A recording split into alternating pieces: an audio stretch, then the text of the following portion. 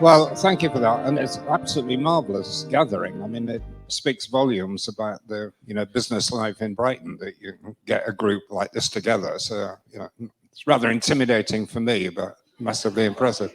I should just say that following Grace's introduction, I am now a retired politician. I haven't been back to the place since 2019. I took the view then that I wasn't quite 80. And therefore, I was young enough to start a new career, which is what I'm now doing. And I'm trying to get businesses going, one in particular, which is creating an infrastructure for hydrogen. That's my main business involvement, trying to make money out of the zero carbon economy when we get to it. And I do quite a bit of academic work at the LSE. But I thought before I start talking about the budget and the British economy, I'll just set out a frame, which is the way I see the world economically. You may or may not share.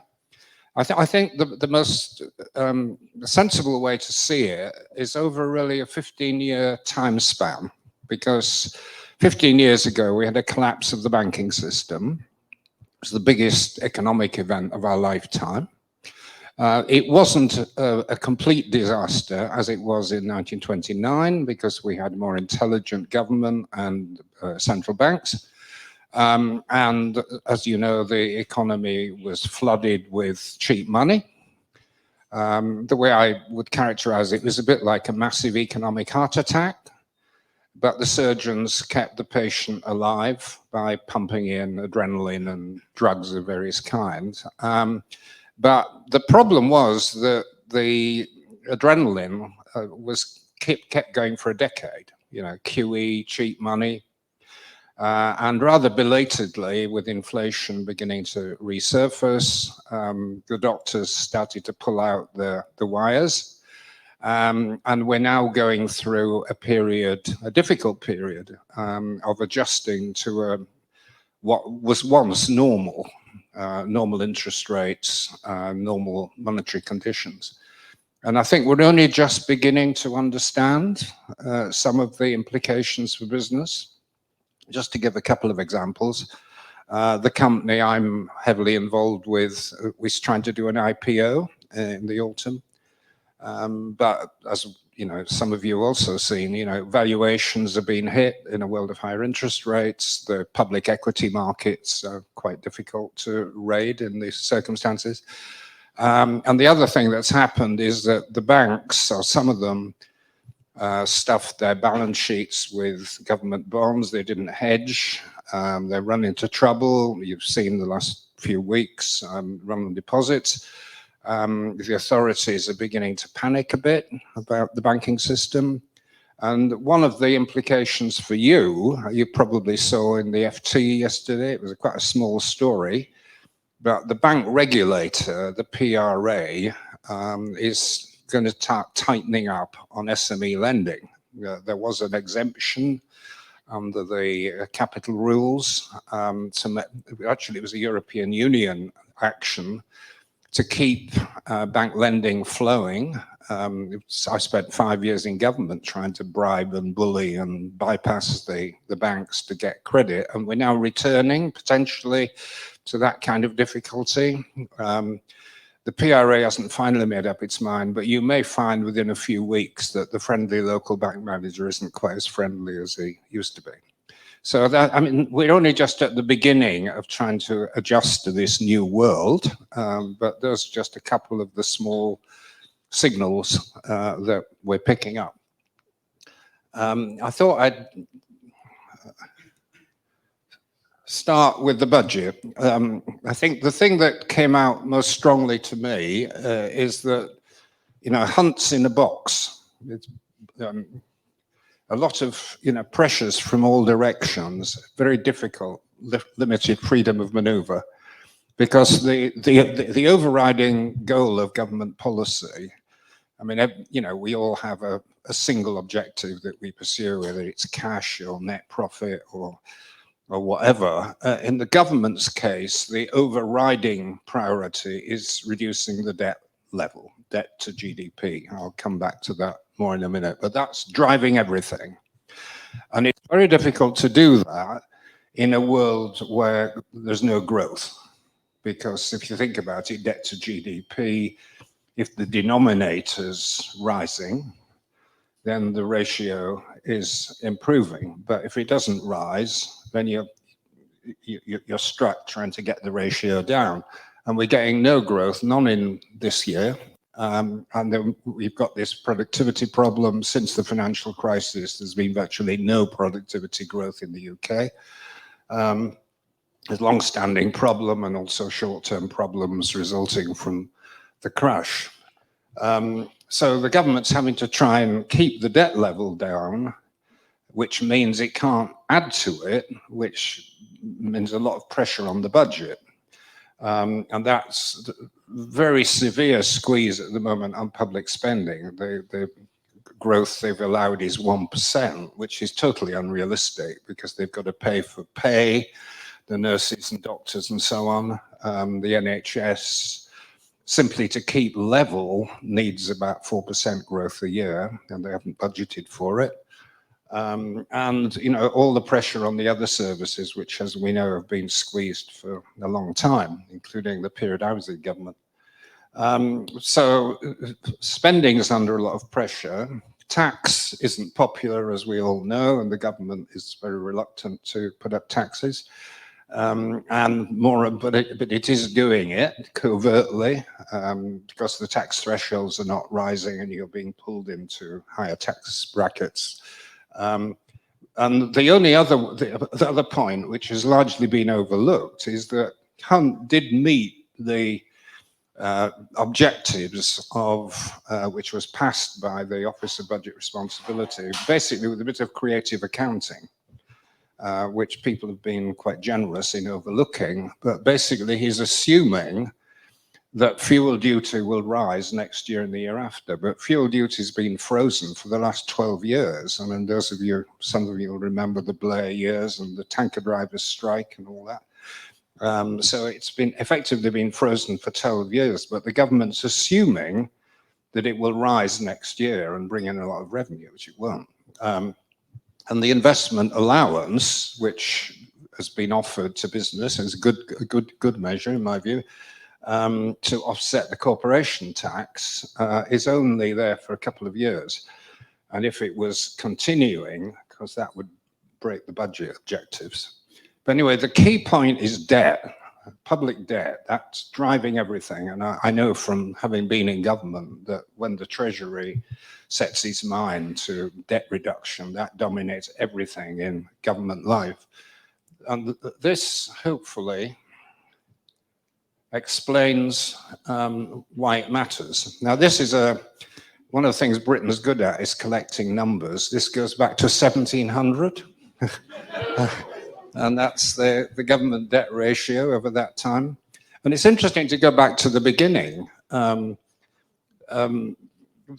first hump is the Napoleonic Wars. You know, we like to think the Napoleonic Wars were won by Nelson and Wellington, but it was actually won because William Pitt borrowed vast sums of money to bankroll the Navy and the Army. You know, that's what kept the country afloat. Through the 19th century, of course, we had the Industrial Revolution, good management, Gladstone and all that, and the empire helped. And the debt came right down and it ceased to be an issue. Then we had the First World War, then the Second World War, and post-war we had quite respectable growth, 2.5%. We always had quite a lot of inflation. This was the era before index-linked bonds, so a lot of government debt was simply wiped out by inflation. And it went right down till, you know, round about the turn of the century, nobody was worried about government debt anymore.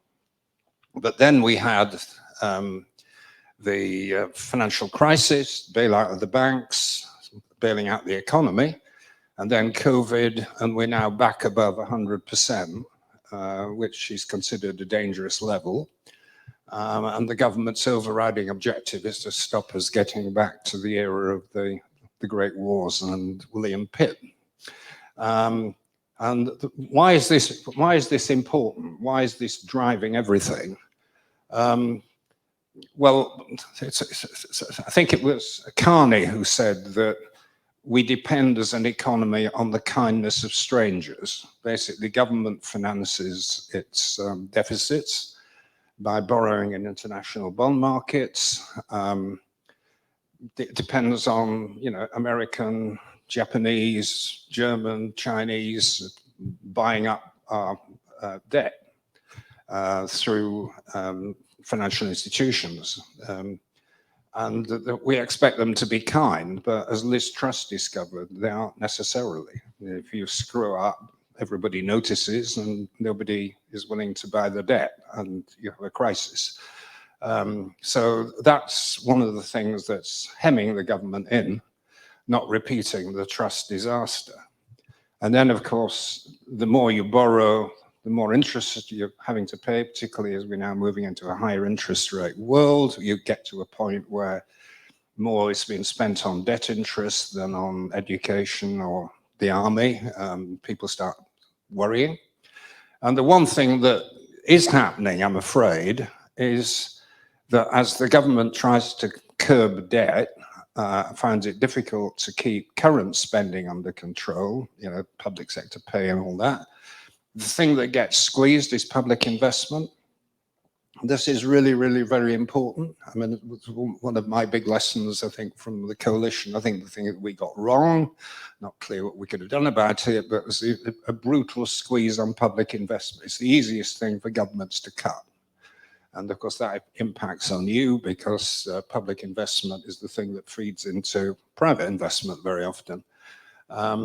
And I've said the green stuff. I mean, I think probably one of the biggest policy questions for the next few years, the Labour opposition, assuming they get into government, has a very attractive plan for, greening the economy, heavy borrowing. But of course, how are they going to finance the 28 billion? It's competing with other government spending. So unless they can find a way of getting it off the government balance sheet, it's going to be very difficult to make it happen. That's an absolutely crucial question for policy. And it helps to explain a lot of the other things that happened. I mean, I had to privatize the Royal Mail because we just couldn't get the Treasury to approve public investment. They said, look, you borrow to equip the Royal Mail and you're competing with schools and hospitals. So if they're going to modernize, they've got to get out of the public sector. As simple as that. Nothing to do with ideology. But that's the big problem confronting us, actually. The big squeeze in public investment, how we get past that. And of course, it affects you indirectly because as bond yields rise with more borrowing, this raises set space at the basic interest, the cost of capital for business. And there's a looming problem, which nobody's talking about very much, which is what happens when you throw quantitative easing into reverse. The Bank of England is sitting on hundreds of billions, trillions, I think, of government bonds on its balance sheet. It doesn't know what to do with them. It could just let them sit to maturity, but the objective is it wants to sell them back into the market. But once it sells them into the market, of course, they're then competing with government bonds borrowing for government operations. And that's an issue nobody's talking about very much, but it's lurking in the background. Now, this sort of puts the thing in an international context. You see Britain's roughly in the middle where debt ratios are concerned. You may ask, well, how can the Japanese possibly get away with a debt ratio which is twice as bad as ours? Well, there's a very simple reason that the Japanese borrow from their own public. They don't borrow internationally, and the Japanese pensioners and so are very happy to stuff money in the post office, and it finances the Japanese government, so they don't worry about debt. The Americans are also have a very high debt ratio, but America can borrow in dollars. Everybody wants dollars, so they can just run as big a deficit as they like. Basically the world is willing to lend to them until the Chinese currency becomes attractive. There's no real alternative. Greece, of course, is basically underwritten by the Eurozone. Italy's in the same position. France is interesting. France is actually in a much healthier position than the UK, but you know, even Macron is worried, which is why you're getting all these riots in France about rising pension age. He's trying to prevent the debt position getting out of control. And lower end, you've got the countries that are in a much healthier position where public debt's concerned. Right, so how can we get the economy to grow to get us out of this debt trap? This is a truly awful slide for which I apologize. I think I don't know if anybody's willing to coach me in how to do proper PowerPoint slides, but I find it seriously defective. But it's trying to make a point that it's tracing business investment since pretty much the beginnings of the Blair government. And as you see, it went up initially, up and down. Then it collapsed. That was in the financial crisis. Then started to recover. And then something happened in 2016. It was Brexit. Business stopped investing. We're still at a level of business investment which is no higher than it was in 2016. And Brexit has a significant, it's recovering from the bad experience with COVID, but the trend which we had in the earlier part of the century has sort of ground to a halt. And that raises the question about business investment. So all of you, why isn't business investing more? How do we get business to invest more? Well, the first and obvious point is that the cost of capital is now rising, interest rates. Brexit uncertainty, well, thanks to Sunak, some of that's been cleared up. Good move. Demand is weak generally. We know household income is going to fall by 5% this coming year. That's part of the budget arithmetic. Long-standing issues around skills, which you all know about, and tax. I mean, I'm never quite sure how far businesses are affected by tax policy, but certainly corporation tax, R&D credits, which have been a bit of a problem for our innovative companies. Business rates, always a headache, but there's been some mitigation, as you know, the investment allowances to offset corporation tax, a business rate freeze, and so on. So, but the point I would make, and this is another awful slide, again, I apologize profoundly, but you keep hearing politicians saying, isn't it awful, the tax rate is higher than ever in our history, but of course it isn't. This is tracing since the Second World War, the share of tax in the economy.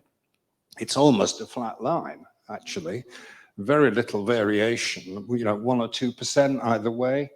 Very little change. I mean, there was a fall immediately after the war when, we got past the initial post-war austerity.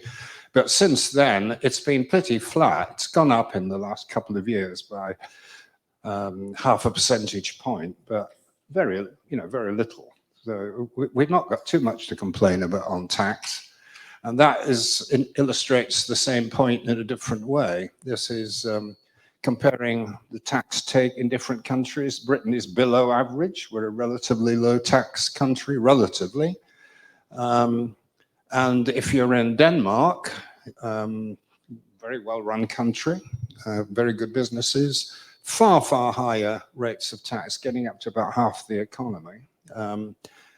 France also pretty high, but we're slightly below the OECD average. Britain is not a high tax country in overall. Anyway, I've been talking about a lot of problems. I just wanted to finish on a slightly more positive note. I mean, there are some good things happening that you can take a lot of encouragement from. The rate of startups in the UK is prodigious and impressive. We do have a very entrepreneurial culture, and clearly you have an even bigger one around here, which is brilliant compared with most other countries in Europe. So startups, entrepreneurship, very, very good story. Immigration, actually, I think a lot of people felt that after Brexit, the doors were going to close. They haven't. It's causing the government some embarrassment that the net immigration level is still very high, but actually from a business point of view, it's very good news. And the new regime, the so-called Australia model that they've adopted, is allowing fairly liberal importing of skills if they're skilled. There's difficulties in bringing in people without skills, but skill imports are happening fairly freely. An absolutely key point, I don't know the Brighton setup, but one of the really big changes that's now happening is a shift to what I call localism. You know, Britain has been one of the most centralized countries in Europe. You know, Whitehall knows best and all that. And local councils have been pretty much infantilized. But that's now changing, you know, a big step forward. It really began, I think, about a decade ago when George Osborne started experimenting with giving more powers to elected mayors. And you had Andy Burnham and Andy Street and people like this. And this is now really growing in momentum. And I think the government is going to insist that almost every area acquires a kind of regional mayor. I don't know what your setup is here, but you'll be under a lot of pressure to move in that direction. And will be given a lot of freedom over borrowing and tax if you go down the elected mayor route.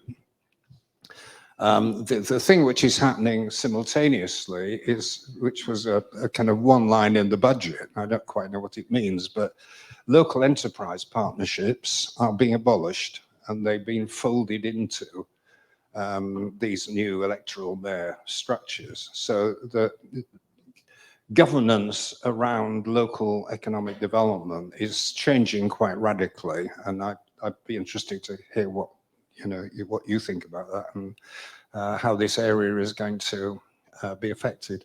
And although this is a political comment that you may disagree with, I think we've actually, after a long period of upheaval and uncertainty and general mess, we've now got reasonably sensible national leadership, both in the government and the opposition. And I think that is a good signal for business. It means the next decade or so, you can rely on reasonable possibility that the people running the economy are adults and know what they're doing. Okay, so that's all I have to say, but thank you for listening.